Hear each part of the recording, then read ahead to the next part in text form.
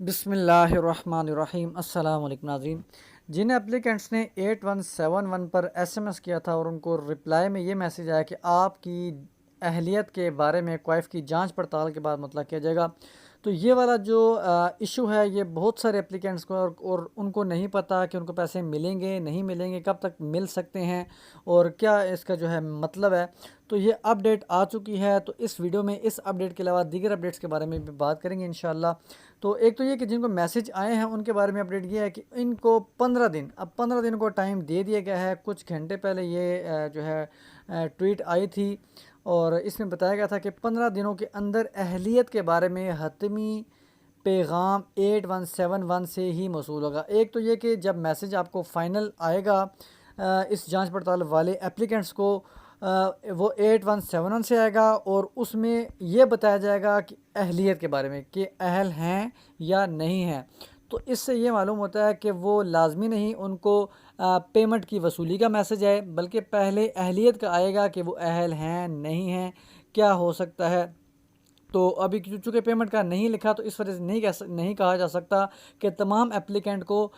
Payment ملے گی، تو یہ نہیں کچھ کہا جا سکتا۔ اس کے بعد جو سیکنڈ والی اپڈیٹ ہے اس میں یہ بتایا گیا کہ جن کے فنگر پرنٹ میچ نہیں کر رہے تو وہ اپنے قریبی نادرا کے دفتر میں جائیں اور وہاں سے تصدیق کروائیں، اور تصدیق کا عمل مکمل ہوتے ہی ان کو رقم کی ادائیگی میں آسانی ہوگی۔ اس کے بعد جو اگلی اپڈیٹ ہے جس میں یہ بتایا گیا ہے کہ احساس ایمرجنسی کیش پروگرام کی جانب سے جن افراد کو اپنے والدین یا شریک حیات کی اہلیت کا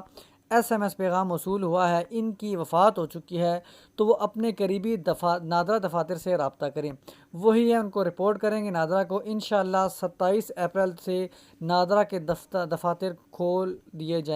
جائیں گے۔ اس کے بعد اگلی اپڈیٹ جو ہے، جن افراد کے شناختی کارڈ کی مدت المیعاد ختم ہو چکی ہے وہ اہلیت کے مطابق احساس کیش کی امدادی رقم ادائیگی مرکز پر پرانا شناختی کارڈ دکھا کر وصول کر سکتے ہیں، یعنی پرانا شناختی کارڈ لے جائیں اور پیمنٹ وصول کر لیں، کوئی ضرورت نہیں ان کو آئی ڈی کارڈ کو رینیو کروانے کی۔ اب یہاں پہ لکھا ہے صارفین کی سہولت کے لیے 1 ستمبر 2019 کے بعد کی مدت المیعاد کی شرط اب ختم کر دی گئی ہے۔ اس کے بعد جو دیگر اپڈیٹ ہے وہ یہ بتایا گیا ہے کہ اگر تو میسیج یہ آتا ہے کہ آپ اہل ہیں، رقم کے وصول کے لیے آپ کو بذریعہ ایس ایم ایس آگاہ کیا جائے گا، تو جن افراد کو یہ میسیج موصول ہوا ہے اور یہ حتمی ایس ایم ایس پیغام ان کے نام اور